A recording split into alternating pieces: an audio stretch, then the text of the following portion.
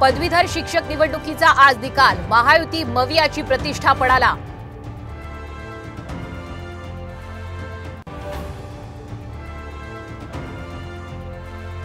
नाशकात पदवीधरची मतमोजणी थांबवली, मतपेटीमध्ये 3 मतपत्रिका जास्त निघाल्यानं ठाकरेंच्या शिवसेनेचा आक्षेप।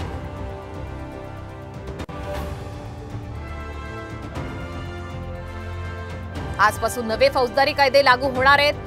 संसदेमध्ये न्याय संहिता, सुरक्षा संहिता, साक्ष कायदा हे 3 कायदे लागू करण्यात आले। ब्रिटिश काळापासून चालत आलेले 3 फौजदारी कायदे कालबाह्य झाले।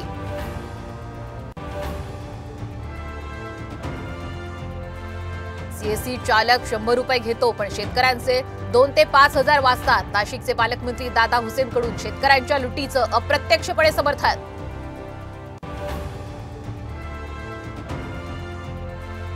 भुशी डॅमजवळ एकाच कुटुंबातील 5 जण बुडाले। दुर्घटनेचा लाईव्ह व्हिडिओ साम टीव्हीच्या हाती। तिघांचे मृतदेह सापडले। रात्र झाल्यामुळे शोधकार्य थांबवलं।